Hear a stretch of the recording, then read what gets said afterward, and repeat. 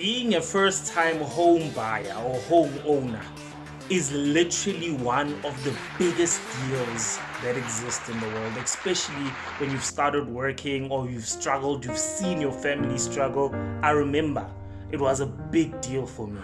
And luckily for me, when I bought my first property, I'm now sitting on 3, right? And some of which are income generating.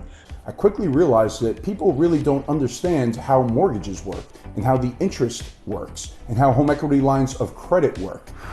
When I had bought my first property, we were sent to a workshop that was funded by the bank that actually granted my bond.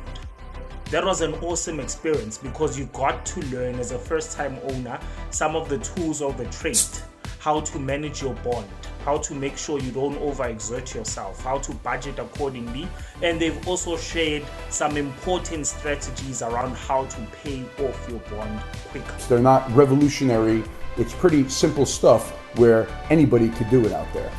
So that's the focus of this video. We need to learn how do you pay off your bond quicker, and it doesn't really just apply to a first-time homeowner. It can apply to you as well, regardless of how long you've had your bond or your home loan, or inversely use the strategies to save more and actually redirect your finances in a particular way. So let's get straight into tip number 1.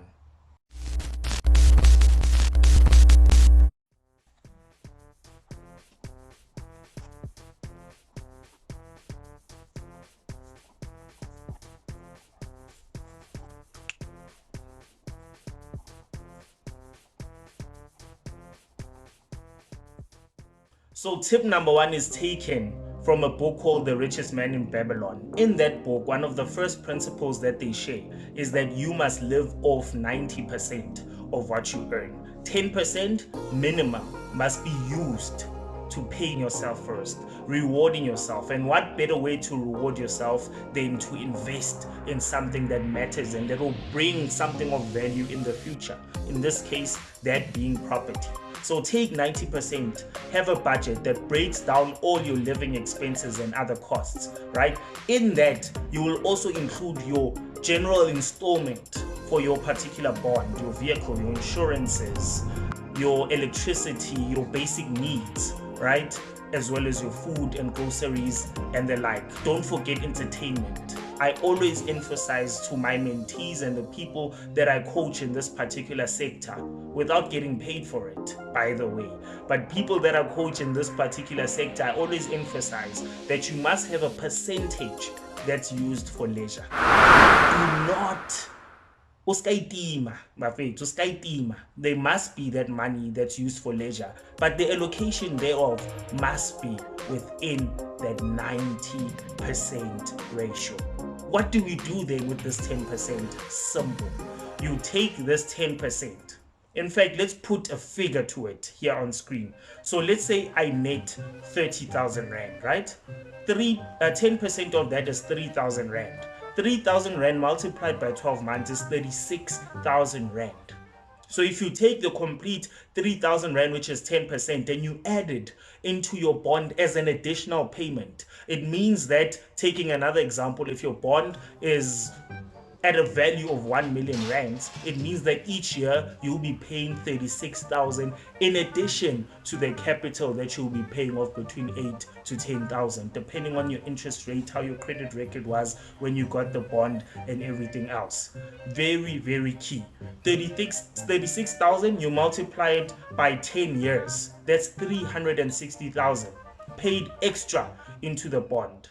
But remember, we're being conservative because we aren't even including other essential factors when you talk about the interest breakdown. How, when you've put in 36,000 in the first year, then that means that the interest keeps on going down.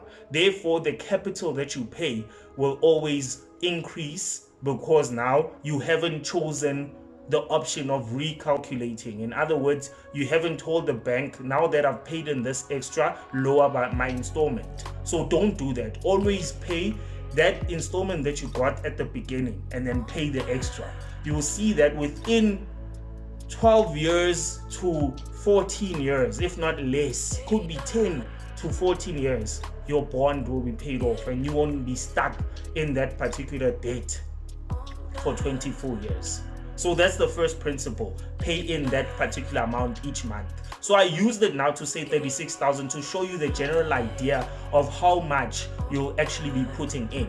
But that meager 3,000 in the bigger scheme of things, that small amount of 3,000 when you earned 30,000 would make a massive difference, including the fact that it will give you a good name, so that when you want to now move to another home or you want to buy or purchase an additional property, you'll have something of value that you can then look back on. So that's tip number 1, done and dusted.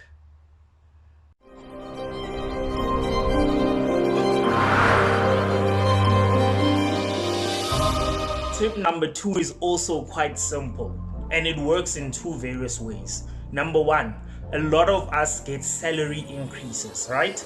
At each and every year, something that is supposed to compete with inflation, but in the bigger scheme of things, it doesn't. That particular salary increase, take it back to the principle of tip number 1 and add it to your 10%, rather than adding it to your living expenses. What do I mean by that? I simply mean take the entire increment that you get, that salary increase, and then add it to the bond repayment that you're actually making. Remember, you've lived without this particular amount for a certain period of time. I think you can survive a few more years without you actually jumping and dabbling straight into the additional income that you get. So I said it works in 2 ways. It's the salary increase or an income increase. In other words, if you do something that increases your income by a small or substantial amount, take that particular increase, perhaps break it down to say 10% of that, you'll put it and add it to the existing 10%, or the entire amount, you'll take it and add it to the bond extra or additional payment that you make. Let's make now with 30,000 Rand, let's say the increase that you get is 1,000 Rand, hypothetically. That 1,000 Rand, you add it to the existing 3,000 from tip number 1, right? Now you have 4,000 Rand that you'll be paying additionally each and every month. So that 36,000 now becomes 48,000 that you pay up, right? And then the additional increase from the following year, 1,200 maybe. You add that in the following year, now you are paying 5,200 a month extra into your bond. By no time you'll be paying double what is required, and by no time you may be paying even more than double what is actually required, and therefore you will pay off your bond much quicker. Remember, the whole point of this video is to give you tips and strategies so that you can choose which one will work for you best in paying off your bond much quicker.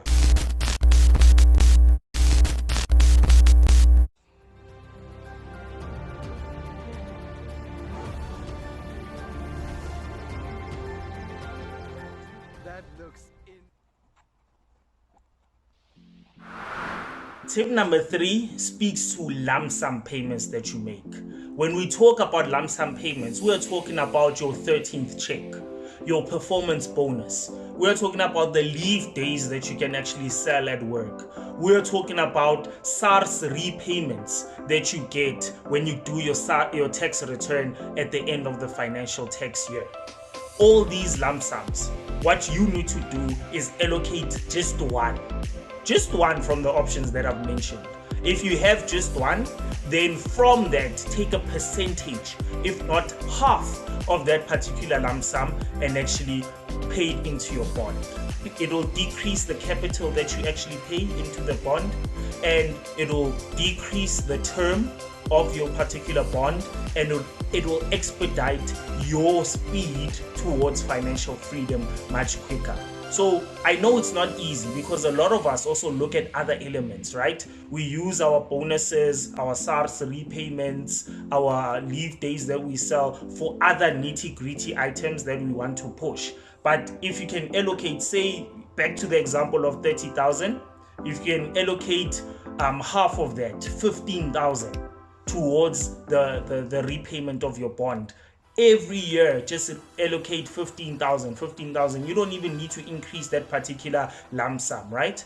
except if you are using specifically the strategy of lump sums. It means then live throughout the year using your income accordingly, and then when your bonus comes, pay in that entire bonus into the bond repayment. Again, I emphasize, if they tell you about recalculation of your particular bond, choose to not recalculate it. Leave the installment as is, even though the capital will actually be decreasing. That's part also of paying your bond off much quicker, right? Then there's tip number 4. Tip number 4 works to you increasing your passive income by increasing the number of income streams, right? Going into business, opening your own YouTube channel based on your skill sets and all the things that you learn, the problems that you can solve, and all the knowledge that you can, and information that you can actually impart upon the many people that are watching your particular videos. There are many ways to skin a cat, right? And with these 4 tips that exist in this video, you can broaden up on your knowledge by reading the necessary books that will empower you so that you choose the most feasible one. Because remember, right, I may have problems that differ from yours, meaning I can possibly use one tip versus the other. Then there can be an individual who uses all 4 tips in combination and therefore is able to pay off their bond in like 8 years or even less. For example, within this channel, I also endeavor to interview a friend of mine who has over 20 properties and he built them up in less than 10 years. He'll share his strategy. I'll interview him and we'll see what we can concoct from that particular discussion. And I have a mentor in the property commercial space as well. Hopefully, he's not one for the spotlight, but hopefully he can come onto the platform to impart so that we escape the rat race as soon as we possibly can. Thank you for sticking around until the end. I appreciate you. I hope that you learned something, and I hope that out of all these tips that I've shared, there'll be one that you can utilize to work for you. Remember, another important thing is that if you don't have a bond, then you can use it as a saving strategy. The model is that that amount, instead of going into a bond, it's going into your savings account and eventually into an investment asset item that you can use in future to build the lineage of your family moving forward. But kindly like, subscribe, press the notification bell, and see whether we can actually learn more from each other. In addition to that, there are additional channels that I have that actually impart knowledge, mentor, coach, and we deal with health and fitness on another channel and all other avenues that can make us an all-rounded and well-rounded human being. It starts with you. Cheers. I love you.